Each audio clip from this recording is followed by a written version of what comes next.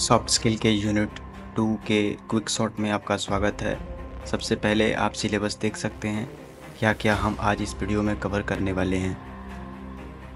Active listening का simple मतलब ये होता है कि हम केवल वर्ड्स को ना सुन करके हम स्पीकर के फीलिंग को अंडरस्टैंड कर रहे होते हैं और उनको थॉट्स को एक्सप्लेन करते हैं खुद के लिए, और ब्रेन को इस प्रकार से हम टोन करते हैं कि हम स्पीकर के साथ खुद को कनेक्ट कर सकें। Active listening, art of listening के अंदर 3 चीज़ें कवर करनी होती है। पहली होती है फोकस। फोकस का मतलब ये होता है कि हमें अपना पूरा अटेंशन स्पीकर को देना होता है ताकि हम स्पीकर के द्वारा कन्वे किए गए वर्ड्स को आसानी से समझ सकें, डिस्ट्रैक्शन को अवॉइड करें। एम्पैथी का मतलब ये होता है कि हम स्पीकर किस प्रकार से फील कर रहा है इस चीज़ को अंडरस्टैंड करें और उसके अनुसार अपने एक्सप्रेशंस को शो ऑफ करें। फीडबैक का सिंपल मतलब ये होता है कि स्पीकर के द्वारा दिए गए स्पीच को अकॉर्डिंगली हम आई कांटेक्ट से या फिर सिर को हिला करके ये एक्सप्रेस करें कि हम स्पीकर के वर्ड्स को समझ पा रहे हैं। ट्रेड्स ऑफ गुड लिसनर यानी अच्छे लिसनर की विशेषताएं। सबसे पहले उसे अटेंटिव होना चाहिए, यानी कि वो स्पीकर के कन्वे किए गए वर्ड्स को आसानी से समझ सके। एम्पैथेटिक होना चाहिए, यानी कि वो अपने फीलिंग्स को स्पीकर के साथ शेयर कर सके और स्पीकर के फीलिंग्स को भी अंडरस्टैंड कर सके। फिर उसे पेशेंट होना चाहिए, यानी कि उसे बिना किसी इंटरप्शन के स्पीकर के वर्ड्स को सुन रहा होना चाहिए। नॉन जजमेंटल होना चाहिए, यानी कि उसे बिना किसी क्विक जजमेंट्स या फिर बिना किसी इंटरोगेशंस के स्पीकर के वर्ड्स को सुन रहा होना चाहिए। कंपैरेटिवली उसको रिस्पॉन्सिव, क्यूरियस और ओपन माइंडेड होना चाहिए, यानी कि उसे रिस्पॉन्स देना चाहिए। और क्यूरियस यानी कि उसे हर एक नए स्टेप के नए वर्ड्स, नए थॉट्स को जानने के लिए अटेंटिव होना चाहिए। ओपन माइंडेड होना चाहिए, यानी कि उसे बिना किसी रिजल्ट को बनाए हुए डिफरेंट पर्सपेक्टिव को अपने माइंड के अंदर इनटून करना चाहिए। अब हम कवर कर लेते हैं लिसनिंग मोड्स को। सबसे पहले आती है एक्टिव लिसनिंग। एक्टिव लिसनिंग का मतलब हमने पहले ही कवर कर लिया है। इसका मतलब होता है कि स्पीकर के वर्ड्स को फुल अटेंशन के साथ सुनना और अकॉर्डिंगली अपने एक्सप्रेशंस को शो ऑफ करना। दूसरे नंबर पर आता है रिफ्लेक्टिव स्पीकर, यानी कि स्पीकर ने क्या बोला है उसके अनुसार उसको अपने रिफ्लेक्शंस देना और अपने कन्फ्यूज़न को क्लैरिफाई कर लेना, यानी कि अपने किसी भी प्रकार के कन्फ्यूज़न को क्लियर कर लेना। तीसरे नंबर पर आती है क्रिटिकल लिसनिंग, जो ये एक्सप्लेन करती है कि हमें इवेल्युएट करना होता है और एनालाइज करना होता है इंफॉर्मेशन को जो भी स्पीकर द्वारा हमारे लिए कन्वे यानी दिया जा रहा है। फिर आता है एम्पैथेटिक लिसनिंग। एम्पैथेटिक लिसनिंग मतलब स्पीकर किस प्रकार से फील कर रहा है उसी के अकॉर्डिंगली अपने एक्सप्रेशंस को स्पीकर के लिए शो करना एम्पैथेटिक लिसनिंग कहलाता है। लास्ट में आता है informational listening. Informational listening indirectly ये एक्सप्लेन करता है कि हम किसी भी पर्टिकुलर इन्फॉर्मेशन को किस प्रकार से ग्रैब करते हैं, और उस पर्टिकुलर इन्फॉर्मेशन को या तो नोट्स के द्वारा ग्रैब कर सकते हैं या फिर समरीज बना करके ग्रैब कर सकते हैं, जैसे कि किसी लेक्चर को सुनना या फिर हाउ टू ट्यूटोरियल को सुनना, ताकि हम नई स्किल्स को लर्न कर सकें। अब आता है listening and note making. Listening and note making दोनों अलग अलग चीज़ें हैं। जब इन दोनों को हम कंबाइन करते हैं तो हम करते क्या हैं, सबसे पहले लिसन करते हैं, यानी कि क्या वर्ड्स हमारे लिए स्पीकर द्वारा बोले जा रहे हैं उनको हम फोकस के साथ लिसन करते हैं, और मोस्ट इंपॉर्टेंट इन्फॉर्मेशन को हम क्या करते हैं कि लिख लेते हैं जैसे ही हम उसे सुनते हैं, ताकि स्पीकर के वर्ड्स को हम लंबे समय के लिए खुद के लिए नोट कर सकें और उस पर हम खुद को फॉलो अप कर सकें।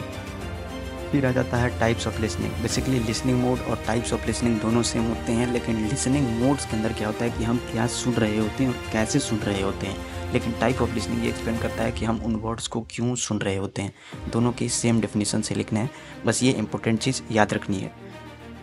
अब हम कवर कर लेते हैं listening techniques with Ted talk, audio and script reading. सबसे पहले हमें क्या करना होता है कि लिसन फर्स्ट, यानी कि हमें टेड टॉक के ऑडियो को प्ले करना होता है और उसे खुद के द्वारा लिसन करना होता है। सेकंड स्टेप जो होता है वो होता है रीड द स्क्रिप्ट, जैसे कि आप यूट्यूब वगैरह पर देख सकते हैं ट्रांसक्रिप्ट या फिर कॉरस्पॉन्डिंग टाइम स्टैम्प्स को रीड करके समझ सकते हैं कि आपने जो लिसन किया है वो किस टाइम पर स्पीकर ने एक्सप्लेन किया है। तीसरे नंबर पर आता है compare and connect. Compare and connect ये एक्सप्लेन करता है कि हमने जो स्क्रिप्ट पढ़ी है और जो ट्रांसक्रिप्ट हम पढ़ रहे हैं, मतलब जो रिटन और जो वॉइस है उसको हम बेसिकली कंबाइन करते हैं और कोशिश करते हैं ये समझने की कि क्या नए इन्फॉर्मेशन हम खुद के लिए ले सकते हैं। फिर हम क्या करते हैं, नोट्स लेते हैं। नोट्स इसलिए लेते हैं ताकि हम इन्फॉर्मेशन को लंबे समय तक खुद के लिए ग्रैब करा सकें, और इसके अंदर बेसिकली हम क्या करते हैं, स्पीकर के गिवन वर्ड्स और स्क्रिप्ट को कंबाइन करके अपने लिए अच्छे इनसाइट्स को नोट करते हैं।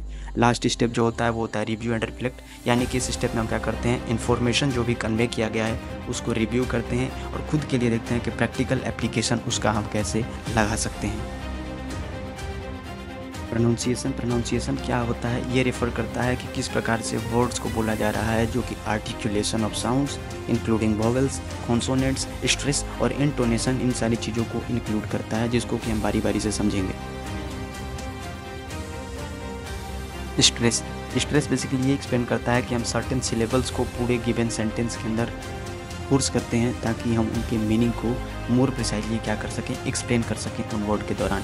इंटोनेशन क्या होता है कि rise and fall of the pitch, जैसे कभी तेज़ बोलना कभी धीरे बोलना स्पीकिंग के दौरान, उसको हम क्या बोलते हैं, इंटोनेशन बोला जाता है, जो कि बेसिकली ये एक्सप्लेन करता है कि हम वर्ड्स को डिफरेंट मीनिंग दे सकते हैं या फिर डिफरेंट एक्सप्रेशंस को कन्वे कर सकते हैं। स्पीकिंग स्टाइल का सिंपल मतलब ये होता है कि अलग अलग लोग किस प्रकार से बोलते हैं, क्योंकि डिफरेंट लोग जो होते हैं वो डिफरेंट प्रकार से बोलते हैं। हम अपने वॉइस को कैसे यूज करते हैं, रोने के टाइम कैसे बोलते हैं, हंसने के टाइम कैसे बोलते हैं, किन प्रकार के वर्ड्स को चूज़ कर सकते हैं और कैसे अपने मैसेज को डिलीवर कर सकते हैं।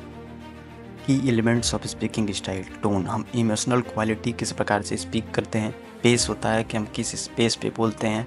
वॉल्यूम जो होता है वो लाउडनेस या फिर सॉफ्टनेस होता है हमारे स्पीच का, जो कि इन्फ्लुएंस करता है कॉरस्पॉन्डिंग लिसनर्स को।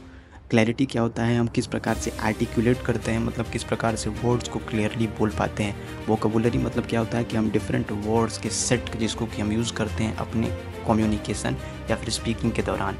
फिर आता है बॉडी लैंग्वेज। बॉडी लैंग्वेज क्या होते हैं, ये नॉन वर्बल क्यूज होते हैं जिसके अंदर हम हेड हिला सकते हैं या फिर डिफरेंट हैंड जेस्चर्स कर सकते हैं, जिसको यूज़ करके हम एक्सप्रेशंस को एक्सप्लेन कर सकते हैं। फिर आता है फॉर्मेलिटी। फॉर्मेलिटी क्या होता है कि लेवल ऑफ पोलाइटनेस, मतलब स्पीच एंड होने पर हम किस प्रकार से एक्सप्रेशंस देते हैं या फिर स्पीच के बीच के दौरान किस प्रकार से डिफरेंट स्पीकर के और लिसनर के कम्युनिकेशन को एक्सप्लेन करते हैं। इन सारी चीज़ों को की एलिमेंट्स के अंदर हम समझते हैं।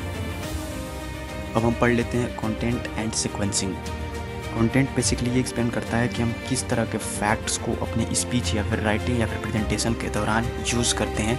जहाँ पर सीक्वेंसिंग क्या होता है, सीक्वेंसिंग ये एक्सप्लेन करता है कि हम किस ऑर्डर में अपने पार्टिकुलर कंटेंट को एक्सप्लेन करते हैं या फिर डिलीवर करते हैं, उसको हम सीक्वेंसिंग बोलते हैं। Thank you very much. अगर अभी तक आपने वीडियो देखा है तो आपको और भी वीडियोस अच्छे कम समय में आप रिवीजन कर सकते हैं इस पर्टिकुलर प्लेलिस्ट या फिर यूनिट 1 को देख करके, और PDF के लिए आप डिस्क्रिप्शन में दी गई लिंक को यूज़ कर सकते हैं।